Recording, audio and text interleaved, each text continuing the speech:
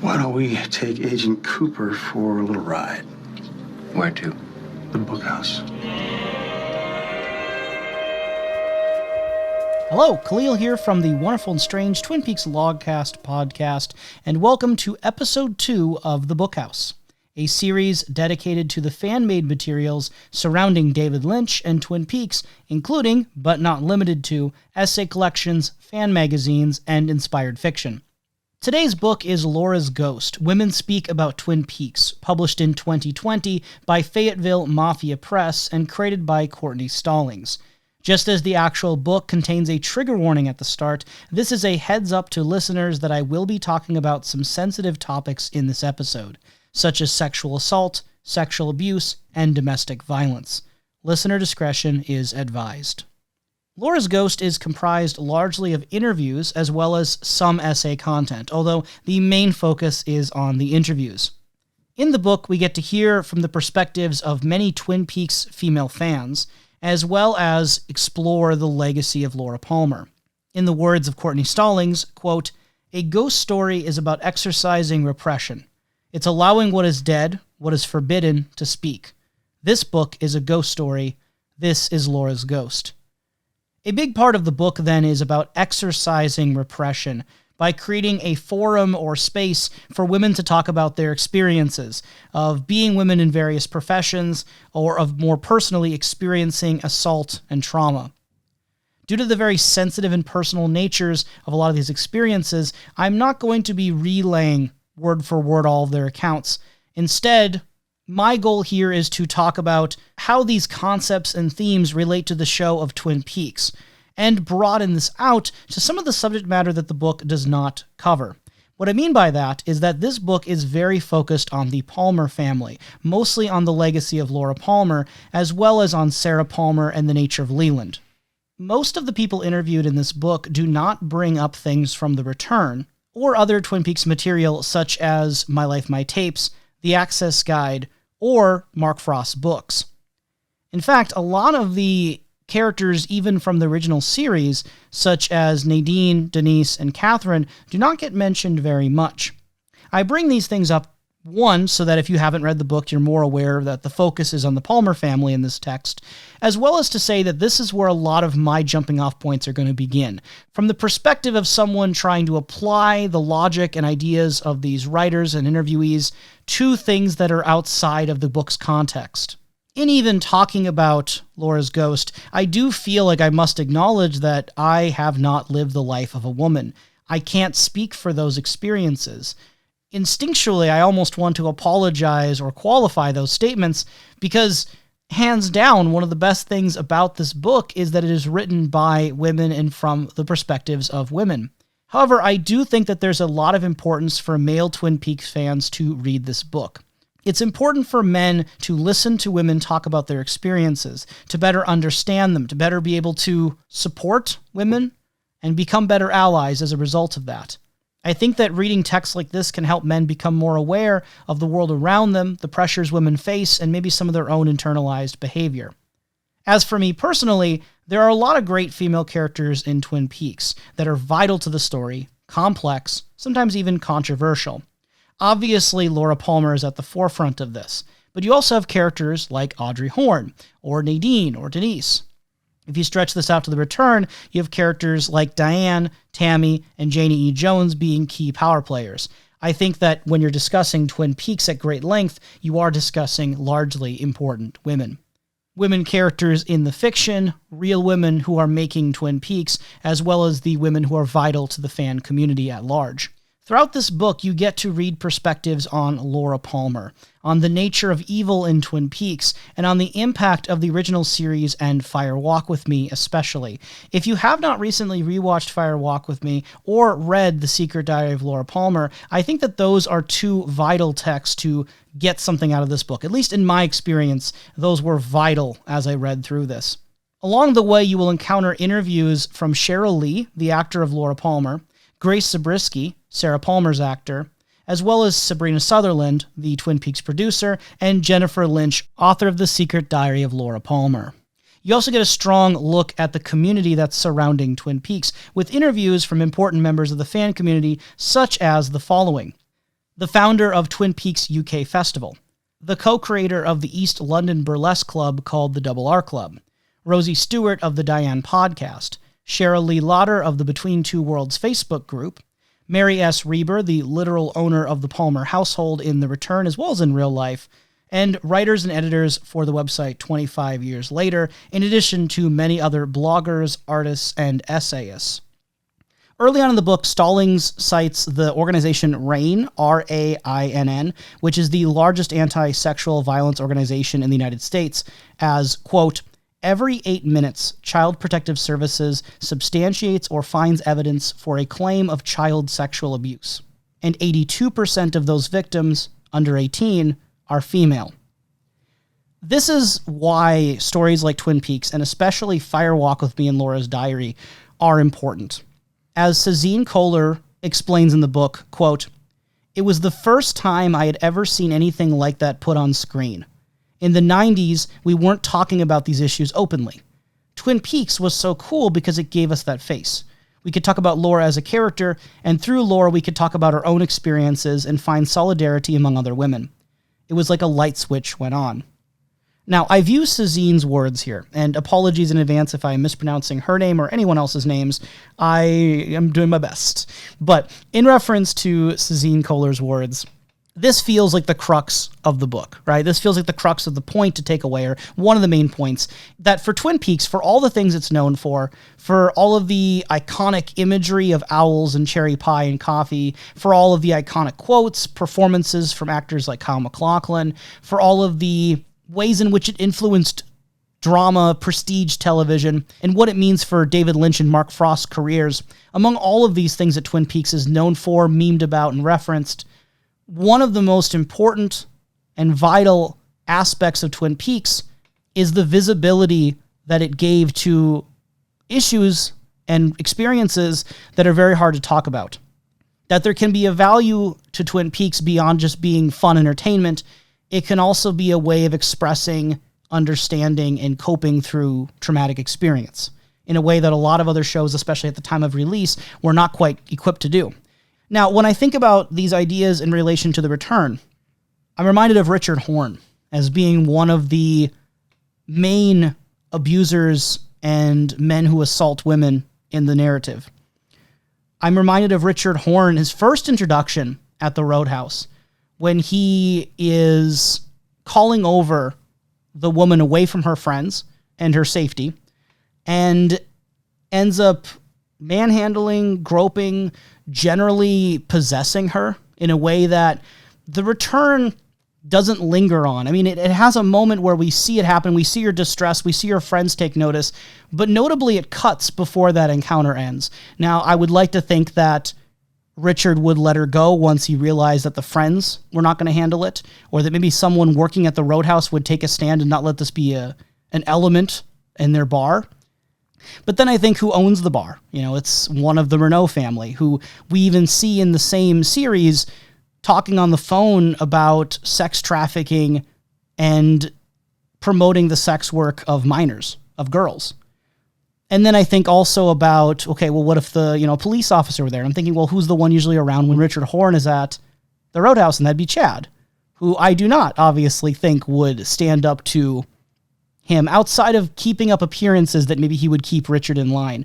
So in the town of Twin Peaks, again, a place that is often heralded as being in some way wholesome or better, maybe by the time of The Return, not so much, but in Twin Peaks, in a very public setting of the Roadhouse, a woman can be assaulted in that way in broad view, and nothing seems to happen to him, right? Nothing seems to happen to Richard Horne. He would go on then to not only run over a child and leave this mother in grief, but also assault his own maternal grandmother, Sylvia Horne, in front of Johnny. And again, he gets away with that. He ends up attacking, nearly killing Miriam, who is a teacher.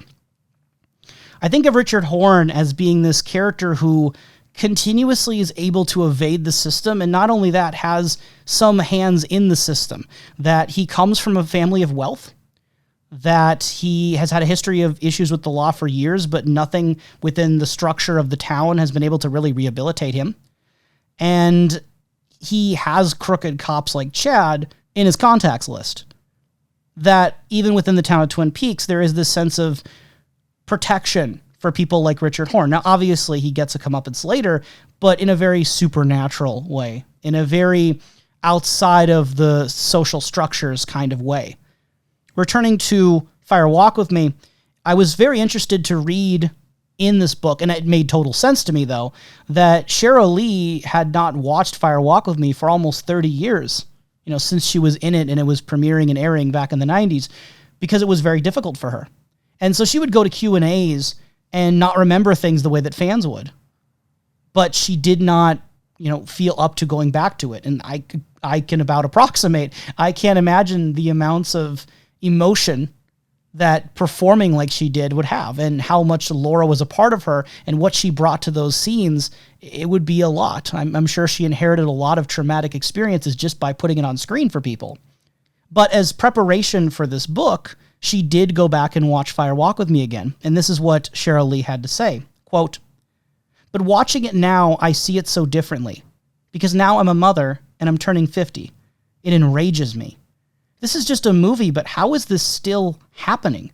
The statistics show it is still happening in our country. Now I think, why didn't anybody do anything to help? There were signs everywhere. There were symptoms of how much pain this girl was in. Almost every man in Laura's life contributed to her death." And I want to narrow in on some of the men, right, who may have contributed to Laura's death. Most obviously is Leland, and by association, Bob. No need for elaboration probably there. Then there's Leo and Jacques, who, in The Secret Diary, Laura has some positive feelings about them because they are an avenue for her to explore her sexuality at Leo's parties. And Jacques would give her gifts, and those gifts would make her feel good. But obviously, to adults reading this book, the vast majority of us are going to understand that Leo and Jacques were predatory. That while there may have been some benefits to Laura from experiencing an escape, an outlet, a source of pleasure, she was being taken advantage of by these older men. And the ways in which they ultimately did not help her, did not come to her aid, and in the night of her death, facilitated that event. Then there's Emery Battis and Ben Horne, very much indirectly, but through bringing Laura Palmer, again, a minor, into sex work, into these illegal activities, further deepening her sense of guilt, further deepening her sense of estrangement from the law and from what is allowed to be public. They put her in a very difficult situation, in a very dangerous situation for her to be in, and again, took advantage of her. For the sake of the audio here, I'm not using the R word, one, because of censorship, and also in case that may be a word that might trigger an emotional response in an audience member, and I don't want to cause discomfort. But this is obviously statutory, right? So those are the men who I think most obviously contributed to Laura Palmer's death. Then I started thinking of the cases that are a little in the middle, or even maybe they didn't contribute at all, or didn't contribute in a way that I would fault them for. So there's Bobby. Bobby is a complicated one, right? So he knew Laura Palmer better than almost anyone, and he then had more knowledge of what she was going through. You could argue he could have done more. I also think, though, with Bobby, he was a teenager, and not that it excuses everything, but he had his own problems to figure out. He was not in a spot to take care of Laura's issues. What he did instead is he tried to help her the only way he knew how, which was by procuring drugs. And, we could talk at length about whether or not the drugs were ultimately helping Laura Palmer. Jacoby referred to in the series as self-medicating, but obviously adding drugs furthered her spiral in other ways as well.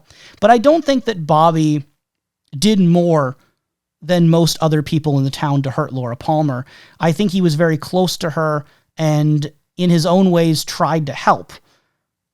It's just that he was not equipped and he didn't have any resources to help. And the resources he took to try to help her were by giving her what she said she wanted, which again was cocaine.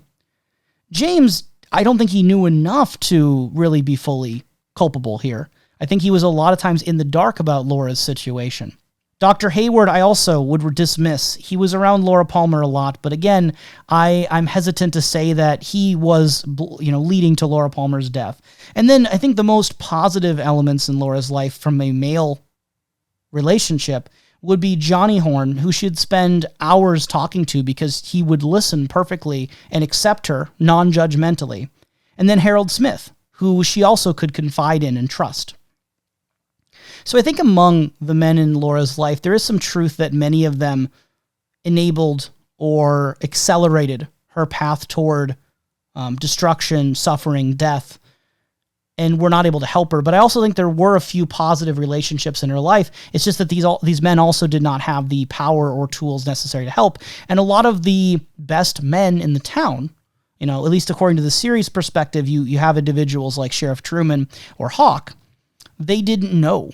They had no knowledge or ability. The Bookhouse boys were not able to do anything. And again, maybe you could read into how effective are the Bookhouse boys at combating darkness when Laura Palmer is quietly suffering down the street. Jill Watson writes, quote, "It's almost as if the purpose of its," referring to the town's, "smallness is to show how ridiculous it is and how self-involved everyone in this town is that they weren't able to see what was going on with this girl. And nobody could step outside of themselves to help her at all, not even the beloved characters like the Log Lady and Major Briggs. Major Briggs arguably was fighting larger forces and fighting evil in his own way, but she was in his house, and he saw that look on her face. He still kept reading the Bible and the missing pieces. You just want to shake him." And she goes on to say that the Log Lady also, again, did not do anything or say anything. This is something that we've talked about in our podcast a fair amount, and initially I kind of was in a similar line of thinking. I have since then, after reading The Secret History of Twin Peaks, changed my perspective a little bit when it comes to Margaret Coulson, or Margaret Lanterman. And my reason for this is that when you read The Secret History of Twin Peaks, there's a large amount of information that goes into her past, especially her own traumas with her husband's passing. And when I think of Margaret Lanterman out there in the woods, facing her own forms of darkness and grief, that she has had to carry this burden in her own way, and that she hasn't had any help from anyone else either, that she's closed off. I look at someone like Margaret Lanterman and I wonder, if she's doing everything she can to survive and to be safe from this darkness internally and externally, and doesn't have resources very much at all, how is she supposed to help Laura? Can she help Laura? Or is it even something that you can even blame Margaret Lanterman for? And I'm of the opinion currently that no, you really can't. I think that Margaret Lanterman did what she knew how to do and what she was comfortable doing. I also think Major Briggs, with how much he was away at Listening Post Alpha, it says in The Secret History of Twin Peaks that he was already disconnected from his son Bobby, that he was largely absent from Bobby's life during a lot of his, younger adolescence. And if he wasn't around for Bobby, I'm not sure how much he actually was around to see Laura, outside of maybe some passing moments. And if his mind was so occupied with what he was learning, incredible, wild things he's learning from Douglas Milford about aliens and the supernatural, I think his mind was very much elsewhere, that he might not have caught the expression on the teen girl's face that Bobby was seeing. And I want to extend this line of thinking and inquiry to other characters as well. James and Donna, I feel that they weren't able to see the signs for two reasons. One, they were almost too close to Laura to be able to see the forest with the trees, or however that expression goes. I'm butchering it here, and I should know trees are all over Twin Peaks. But they weren't able to see it because they're almost too close to it. And then I'm also thinking about how young they were, and again, they don't necessarily have the tools or resources either. I can't fault them. Already mentioned Bobby's situation and Dr. Hayward. With Dr. Hayward, yes, we see in Fire Walk With Me and in The Missing Pieces, Laura with him, speaking to him when she's visiting Donna. And Dr. Hayward, would have had more opportunities then to see Laura Palmer than Major Briggs would have. But I think Laura masked it too well. I think Laura put on such a mask to cover up that trauma that the same way that Donna and James couldn't really see it, I'm not sure Dr. Hayward could see it. Now, you could counter me and say that it's almost like the culture, right, was conditioning Dr. Hayward and other adults to look the other way, to not see the obvious concern in front of him, considering Dr. Hayward is friends of the Palmer family. And it might be one of those things that you just don't question. You don't look too deeply. You don't think much about it. There could be a broader issue here at play. Or again, you could say it's that he really wouldn't have known because Laura hid it. I think both readings are compatible of the series. Johnny and Harold, yes, she confided in them, but neither could really help in their current state. Neither was in a position to help her very clearly. So who could have done more? Who should have done more to help her? These are who I've come up with. Jacoby, Dr. Jacoby for sure. It seems like what he was prioritizing with Laura Palmer was a personal interest in her problems and as a case study, but not necessarily in helping her. He did not seem to be having the right mindset or intentions to really be useful to her in the way that he's tried to help other people. Even some of the descriptions, depending again on the source material, I think it conflicts a bit, but some of the material would suggest that he is doing things that work with Johnny or with Nadine, that he was genuinely able to try to help, or Ben Horn, right? We even see that in the series. He allows things to happen with that Civil War reenactment.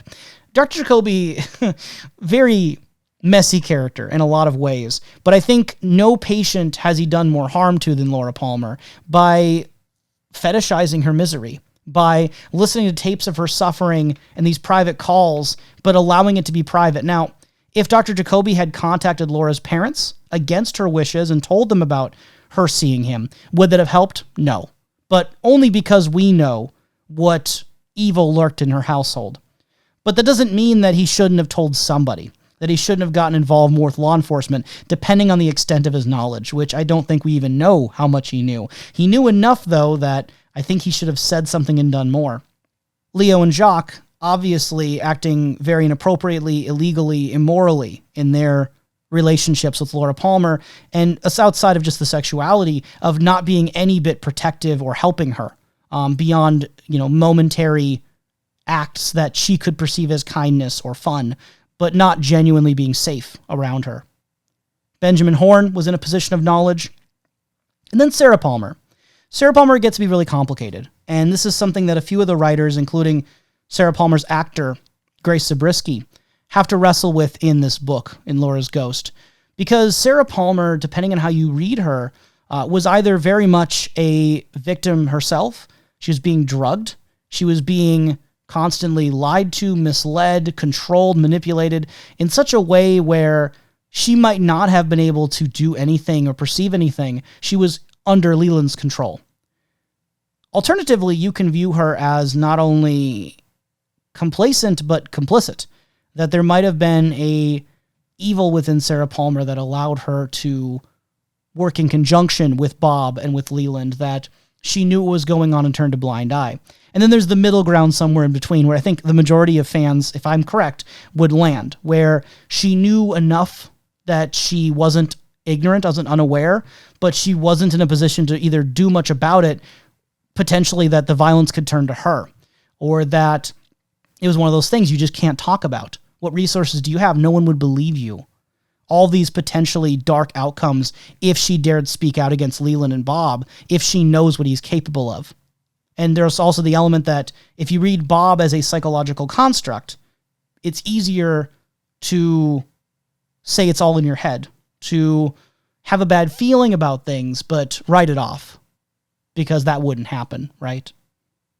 Sheryl Lee goes on to say, quote, "One of the things that struck me when I saw Fire Walk with Me again so many years later is no wonder it got such bad press. It forces us to deal with something. Nobody was talking about incest 30 years ago. People still aren't talking about incest. They are still not talking about those men who do that to young women. The film is very, very confronting." I never had a conversation with David about this. I never talked to David about the overall cultural themes. I was just telling Laura's story. I think it's interesting that David Lynch wasn't directing Laura to behave in any ways to communicate these, like she says, cultural themes. It makes me wonder, I think there's a good case for this too, that as much as David Lynch's direct instructions would have motivated Sheryl Lee's performance, I almost wonder if The Secret Diary of Laura Palmer, which Laura Palmer says she read and referred to often while filming Fire Walk With Me, I almost wonder how much that book had an influence, that it might have been just as much as what David Lynch was saying to put her into the mindset of what Laura Palmer's experiencing. Because even though The Secret Diary doesn't outright spell it to you, it doesn't tell you that it's Leland who's Bob, you can deduce it. And you can sense the emotions that Laura's going through Jennifer Lynch's writing. Jennifer Lynch, also interviewed in the book, says that she believes if Laura had survived, she would have been an incredible advocate for women and would have given back to the world to help other women. And I think this is a very interesting perspective. One of the things that comes to my mind is Carrie Page, right? Is Carrie Page what Laura Palmer would have become or not? I am currently doing a rewatch of The Return, and I haven't got to that part yet. So I'm interested to re-experience and think about that mindset, think about that perspective when I'm looking at Carrie Page in Part 18. Sheryl Lee similarly believed that if someone had intervened, Laura Palmer would have made it, that she had a survivor instinct in her. Quote, I hope that the legacy is we can finally start talking about this so that we can do something about sexual abuse, incest, sex trafficking, all of it. I feel like with Laura, don't let it be for nothing. Let's do something about this. And I think that of all the possible takeaways and outcomes and lessons you could take from Twin Peaks, this is one of the most important and one of the most urgent. That when you look at Twin Peaks as the experience of Laura Palmer, as well as all these other women who are in some way hurt by people like Leland, people like Ben Horn, Richard Horn, the Renaults, Leo Johnson, Stephen Burnett, all of these women who are hurt by abusers, that our takeaway would be to try to fix this. Try to help women in a way that would make Twin Peaks feel less real. And what I mean by that is that I think part of the power of Twin Peaks is that it does feel real because these things happen in the world. And I almost wish I wish it wasn't that way, right? I wish that evil like this didn't exist in the world and didn't have to be mirrored by fiction like Twin Peaks to have it pointed out to us. Because in every town, everywhere, this is happening. And again, those figures from Rain earlier, it's happening a lot more than people want to reckon with. I think one of the most interesting aspects of Laura's Ghost is the discussion of evil in Twin Peaks, a lot of it relating to Bob, obviously. Jennifer Lynch says that in her mind, 70% of Bob was created by Laura in an effort to not see it as her father doing this. Quote, part of me believes in the supernatural element of it, but Fire Walk With Me is what the diary is about. It's so absolutely difficult to see your father's face do that you will make it become another face or you will die.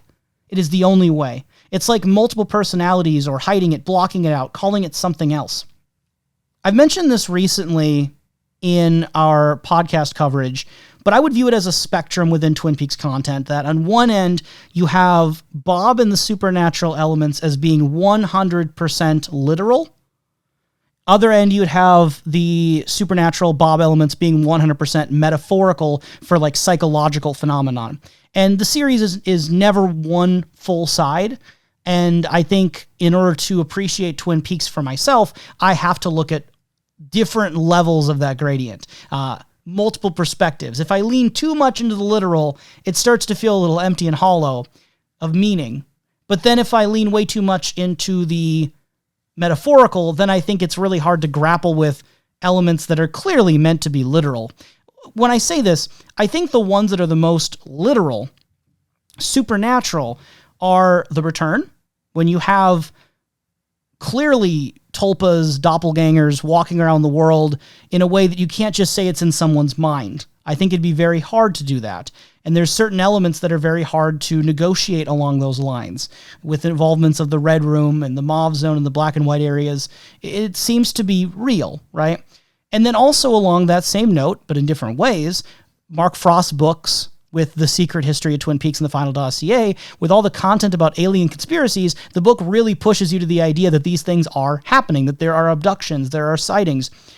Again, Laura's Ghost doesn't mention those books very much, and it doesn't mention The Return very much. So when I think when you look at Fire Walk With Me and The Secret Diary of Laura Palmer, those are the cases where it works really well to look at look at what's going on as being psychological and metaphorical, it's part of the strength, I think, of those two works, especially the diary, that it feels very grounded in a way, very personal in a way.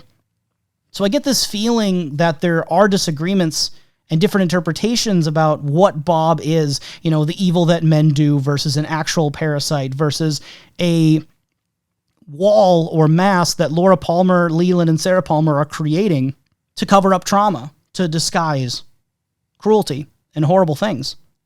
Jennifer Lynch says, quote, "Men are not innately bad. They are being taught to behave a certain way, and that's where Bob is born." I don't think that Jennifer Lynch's way of putting it counters the origin story if you see it that way in The Return. Bob may very well be born out of a ball or egg from the experiment or transfer into our world through that with the atomic bomb. But if we look at Bob as more of the evil that men do in that sort of construct, it is a learned behavior with Jennifer Lynch. So who are they learning it from? Who are the men of Twin Peaks learning evil from? I think a lot of it's generational across Twin Peaks material, especially with The Secret History of Twin Peaks. You learn, in the Access Guide, you learn that the Horn family have committed arsons since like the 1800s. That the town of Twin Peaks is born from genocide, from theft, from lies. You have the Renault family, constant, endless Renaults, right? They just keep being generated out of the woods, it seems like, from the French-Canadian woods. And it seems like that runs in the family, right? And I like to think it's not genetically evil. I like to think it's more the social element, because at least with the social element, that suggests things can be changed.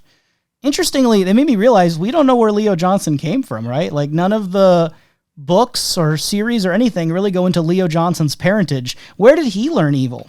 Where did he come from? Wyndham Earle, if we take away the supernatural element for a moment, because usually that's the way it's represented, right? Wyndham Earle got contacted or controlled by some evil spirit, and that's what went wrong. That's why he lost it with Caroline and, did all these horrible things. If we remove all the supernatural stuff, what is it? Who taught Leland to be bad if we remove Bob? And this is where I think we get outside of, family histories, of families reasserting negative attitudes and negative ideas, and more into the broader cultural elements, the patriarchal elements that can be instilled. I think that goes some distance to explain Leo, as well as Leland, potentially, that the culture around them might generate this to some degree. Not in everyone so violently, but that violence against women, just as in our culture, is also true of Twin Peaks' culture.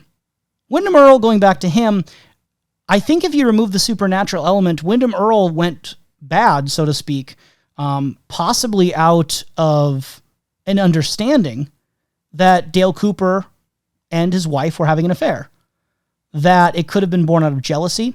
It could have been born out of this rigid view of the world that Wyndham Earle may have had, and this is speculation a bit, because even in My Life, My Tapes, we don't have a lot to go off of, that maybe Wyndham Earle viewed the world as such black and white, good and evil, the same way Dale Cooper is prone to do, that he couldn't reconcile the idea of his partner and his friend betraying his trust with his wife. And if your world is entirely good and evil, and your feelings are no longer of goodness, well, the next logical thing is to go full tilt into evil. So I almost wonder if Wyndham Earle is a case of extremes, is a case of inflexibility of the self. A lot of speculation, but that's what I think this book is fun for. Among other useful elements of the text, I think that it's a great jumping off point for these types of musings. Sheryl Lee herself says that she goes back and forth on whether Bob controlled Leland or if it was only ever really Leland doing this.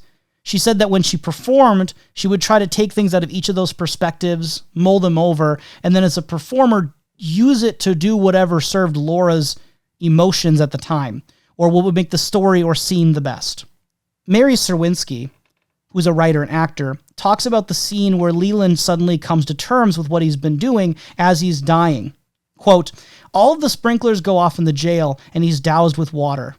What is water? Water is the one thing that can fight oil or fire. It can put out a fire. So in some ways, he's redeemed at that moment. Laura's redeemed in her death." I also like that she points out that both Laura and Teresa Banks were placed in water after their deaths. So we look at water as this symbolic element of, again, fighting fires. In the book elsewhere, someone pointed out the feeling that Leland still got away with it. That even though, yes, Leland died, he still was able to do it for years, and eventually, even though he was caught, it happened. You can't undo it. You couldn't prevent it after it's already happened. I would say regardless of where you land on it, maybe we could agree that Bob got away with it. That Bob, however literally you take this entity, was able to do these things to Laura, Teresa Banks, Maddie, and others, and walk away. And you can't arrest Bob. You can't control Bob. It just moves on to the next host. Right? There's an underlying evil that is beyond an individual person that you can't eliminate. I also wonder how important is it for Leland to have redemption? What Leland are we talking about? And that gets into the broader question of how much of what we see of Leland is even Leland, and how much of it is Bob, and how much of those things intertwined. I think if you take the perspective that Bob is almost all metaphor, then Leland's redemption to me feels almost beside the point. I'm not in the business of sympathizing with serial killers and serial abusers and a lot of other words I could throw at Leland Palmer. But if we look at Leland Palmer as truly being innocent babe in the woods, as being a child who was possessed in some way, then maybe it starts to be more important. I just question, how much does it matter if Leland is redeemed or not? How much is he really the one to be concerned for here? When talking about the return, Mary Hooter said this, quote, "We learned exactly where evil came from, and evil came from a woman. The evil that men do became the fault of Mother, Judy, or Jaude." This is something I'm still wrestling with. With the return, how much do you put into Sarah Palmer, Judy, the experiment, as being a grander evil? We see the experiment clearly vomit out Bob, and in some way be the source of that evil, an evil man of woman born. Sarah Palmer and Judy get conflated with that idea a lot, and I'm not sure myself how sold I am that they're all three the same. Obviously, when you have Sarah Palmer removing her face at the bar scene, it does leave implications that there is something going on here. But I am wary naturally of this perspective of blaming Sarah Palmer or looking at Sarah Palmer as evil and Judy being a bigger evil than Bob, because it does run the risk of turning into victim blaming. It does turn the risk of playing into tropes that the woman is the greater evil. And that was one of the strengths of Twin Peaks originally, before the return, to avoid those types of ideas largely. Even a character like Josie, who played the femme fatale role, or a character like Evelyn Marsh, who played the femme fatale role. There are things to critique there, and I think very fairly. But I think those characters were always put in those positions because of the men they had to respond to. What I mean by that is that Josie learned to manipulate, to harm, and to fight because that's what she had to do to survive in the world where she was being constantly controlled. And she was constantly being put under the risk of being removed and abused by the men in her life, whether it's Thomas Eckert, Andrew Packard, or when she was younger, other rival business interests or criminal elements. And is Sarah Palmer in the return even evil, or is it more a lashing out because of sadness? It's grief. It's regret. I think being willing to criticize Twin Peaks is important. I remember reading, and I'm not going to credit because I don't remember who said it, unfortunately, many months ago. I remember reading something on Twitter where someone was talking about how if you don't unconditionally like everything in Twin Peaks your first time around, you shouldn't be able to critique it, or you don't really enjoy it, or something along those lines. Very reductionist, right? It's not something that I abide by at all. I think that whether it's your first time or your 12th time or your 50th time going through Twin Peaks, your perspective can and probably should change over time. Reevaluating things, re-experiencing things, it does things to you as your life changes and you learn more and experience more things. And I think looking at Twin Peaks and realizing that, there were some things that could have been better, and having that dialogue isn't a bad thing. I think it's actually, in fact, a very good thing for the community to be able to do and to have civil disagreements, to agree on maybe some commonalities, like such as what this book represents of hearing women's voices and their experiencing, and stand by women who are being victimized by patriarchal society. But I think within those constructs, within those ideas, yeah, we should have discourse about things. So I was disheartened to read in here about Sazine Kohler saying that she received backlash when she wrote things that were critical of how the show had almost exclusively a white cast, white creators, and it was to such an extent that people started actually sending her messages to kill herself. She wrote an essay that was critical of Nido and Diane and how they're connected in the return, and people made memes about her and called her Sarah Palmer, and that was meant as an insult, but she didn't take it that way. I don't think pointing out flaws or elements that make you uncomfortable in something you love means that you're a fake fan or not a real fan. And if it bothers someone so much to hear these contrary views that they would express death threats or advocating violence, I think at that point it says a whole lot more about them, that they aren't secure in their own opinions of a TV show or a piece of media to allow other opinions to be in the public discourse. I don't have much to say about it then beyond that I appreciate that this book and other books like this provide an opportunity, and even just myself putting out this podcast, that yeah, we're not always going to agree all the time, but that's not a bad thing. That's actually a good thing about a healthy fan community, in my opinion. Grace Zabriskie says that when she started working on The Return, she privately decided that Sarah Palmer had felt immense guilt, not just over losing her daughter, but also from knowing that she possibly could have done something to stop it. She didn't tell David Lynch that this was fueling her performance, though. So I think you can still see it, right? I think that in Sarah Palmer's performance, in Grace Zabriskie's performance, that there is this feeling, this darkness, that you could maybe perceive as being guilt. I think guilt is natural. Regardless of what you think is going on with Sarah Palmer, I think it's human to feel a sense of guilt or what-ifs or remorse, even if it's not always healthy. Even if, for Sarah Palmer, it clearly is unhealthy and driving her to a point of darkness. Grace Zabriskie goes on to elaborate, quote, "Every time someone has been abused, there has been someone else standing there watching it and saying nothing. I was kind of crazy and wild about that for a while. I do think it's a very, very important thing. I think it's under-addressed. I think it's all very well to talk about the witness having been damaged as well. I think that's true. Sarah was a bit of a victim herself. However, she also stood there and watched. She heard. She knew things." So Grace Zabriskie does side with Sarah Palmer being somewhat complicit, being somewhat involved here. And it's interesting because in the interview, it kind of felt like Courtenay Stallings was playing a little bit the opposite. It's a messy topic, and it's a complicated topic. And what I would say is that if someone knows that a friend or a family member is being abused, and it is something that they are in the power and safety to tell someone else about, yes, they should tell someone. But not every time is someone in the position where they're safe to be able to do so, where they even have all the information to do so, where they're in the right state of mind to do so.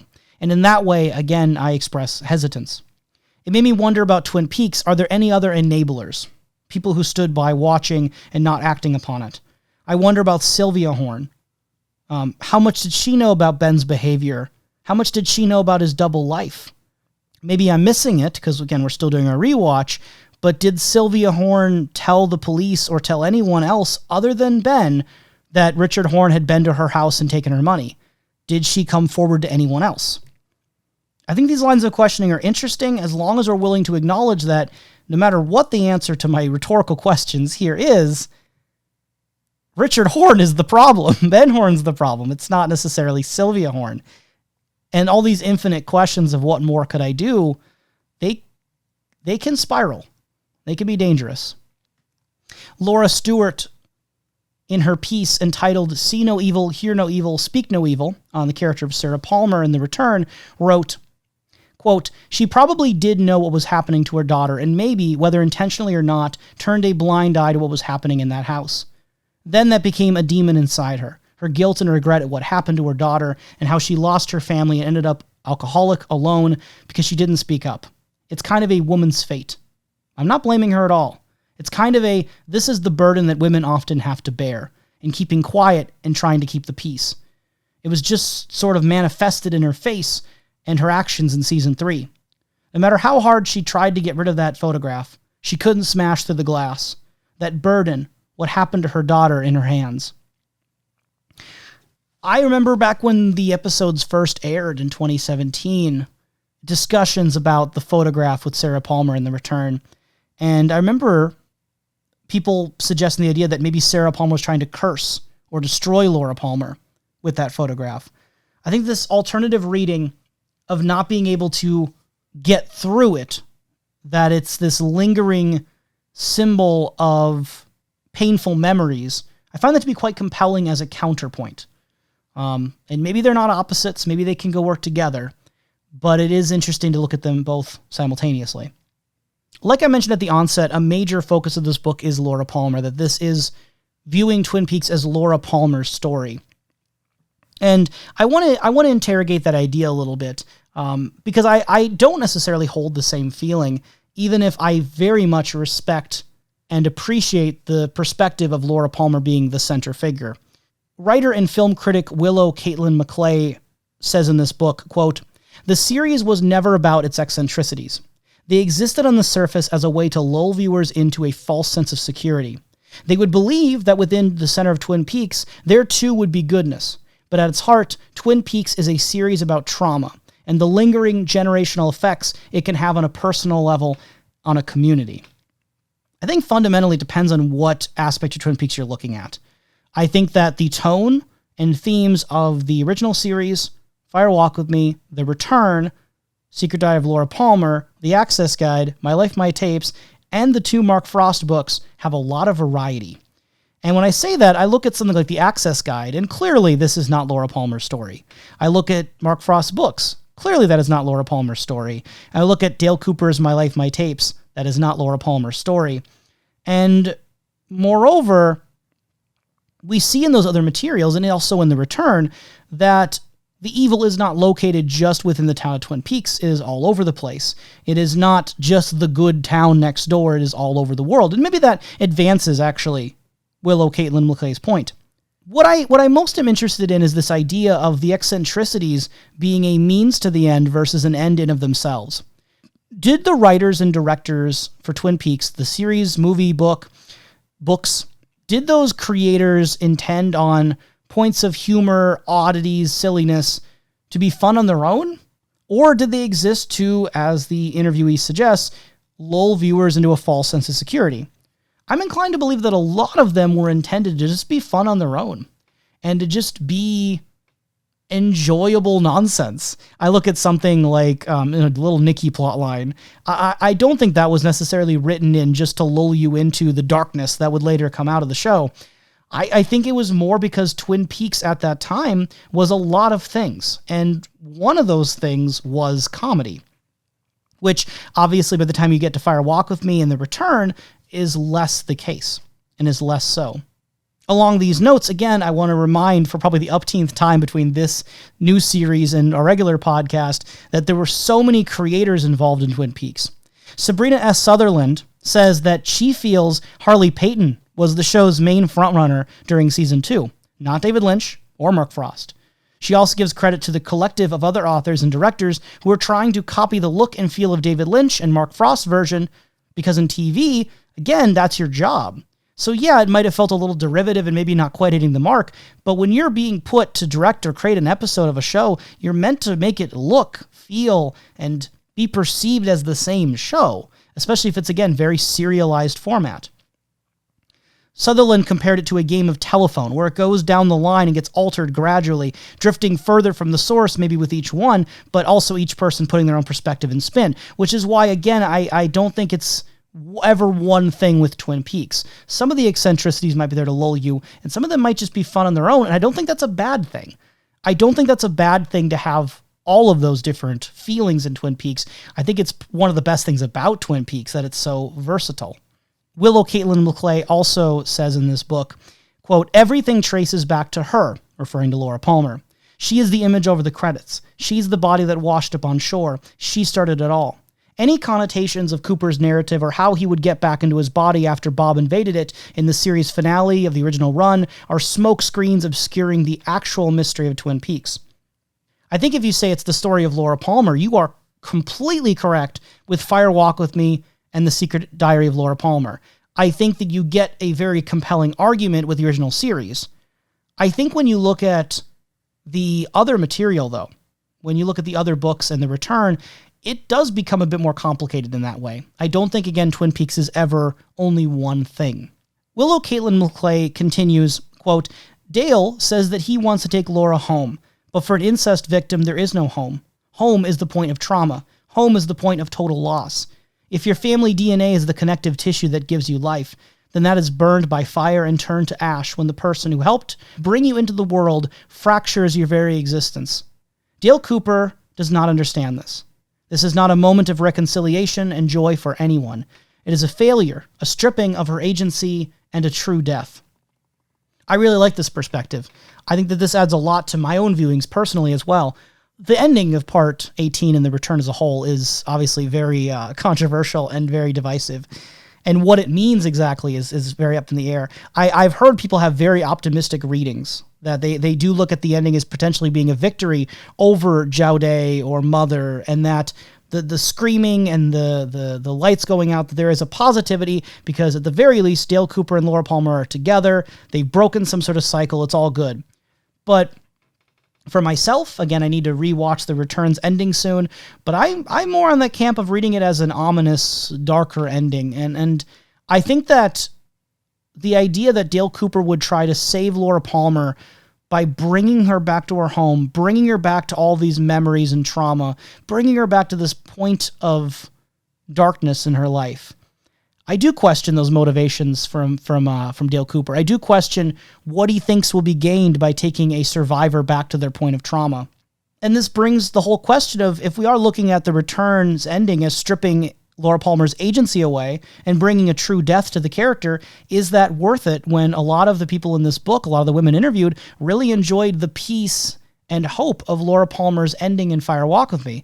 That she had taken it on to stop Bob, even if it meant her own life. She had, in some ways, won over Bob by doing that, and that when she's in the Red Room at the end with the angel, there's an experience of bliss or happiness. That's how a lot of people in this book, when they're interviewed, experience the ending of Fire Walk With Me. Is that worth it for The Return? What point is The Return making? Is it worth taking away Laura Palmer's agency? These are, again, questions that I don't think have one answer, but I think if you haven't thought of them before, they might be worth your consideration. There's a few discussions in the book about David Lynch as a creator, whether or not he is guilty of misogyny, as a few critics have pointed out or tried to argue. Courtenay Stallings writes, quote, "Some have accused David Lynch of misogyny over the years because of his stark and brutal portrayal of violence against women. But this frank and aesthetic portrayal is the reason why many women are his biggest fans.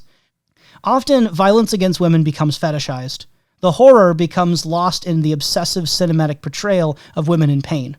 But many women respond positively to Lynch's portrayal of violence and women because the character's humanity is never eclipsed by the violence that happens to them." I would 100% agree. I think that showing the violence in his films doesn't mean that he enjoys violence against women. If anything, he avoids doing anything to try to sugarcoat it, make it look Hollywood, make it look glamorous. It's a lot of times portrayed very starkly, very matter-of-factly, very realistically. And while that is definitely not for everyone, and I do not blame anyone who's uncomfortable with seeing that, it is confronting people with a reality and making you look at it right in the face and saying, hey, this exists. And by doing that, even though the movies of David Lynch and the shows are not very heavy-handed, it does push you to an idea potentially that maybe we should do something in our world to stop this. That being said, I do think there's room to question David Lynch when it comes to potential having elements of male gaze, or if there are elements that maybe are underwriting a female character. Without going too much into it here, see Tammy Preston for more information. And the last quote I want to leave you with is from Mary Hooter, the filmmaker. Quote, "What I've come to realize is Laura Palmer is iconic and magical because of David Lynch and Mark Frost. Laura Palmer is real and inspirational because of Jennifer Lynch and Sheryl Lee." Expanding on this idea, she writes, quote, "Mark and David wrote Laura to be the virgin whore Mary icon of the late 20th century. She is the female figure who smiles down at us as the Madonna from her homecoming photo. She was brought to life for us as a living, breathing, confused, scared, strong, beautiful, real woman to look up to by the words of Jennifer Lynch and the performance of Sheryl Lee." It's so important that we recognize that not only are female characters important in the show, not only are female fans a vital part of the Twin Peaks community, there's also so many great female creators behind the scenes between the actors, writers, and directors who made Twin Peaks what it was. and the legacy that it continues to have is largely indebted to them. If you are interested in reading Laura's Ghost for yourself and experiencing more of it, I would recommend you support the author and publisher by purchasing the book directly from the publisher's website at www.fayettevillemafiapress.com. If you end up checking out the book yourself, I would love to hear from you. What did you think about it? What did it spark in your mind? Or if you have any suggestions for other books or fan material that you would like to see me check out for the Bookhouse, those would be rather swell as well. You can drop those in the YouTube comments or email me at snakeeyedreams@gmail.com or send me a tweet at snakeeyedreams1, the numeral 1, as in I have one more thing to leave you with before I go spelunking in Owl Cave. Next time on the Bookhouse is The Essential Twin Peaks Wrapped in Plastic, Pathways to Twin Peaks by John Thorne. Make sure to follow Snake Eye Dreams on Twitter or subscribe on YouTube if you want to know when the next episode drops. And for now, that's all she wrote. So until I see you again in 25 years, ciao.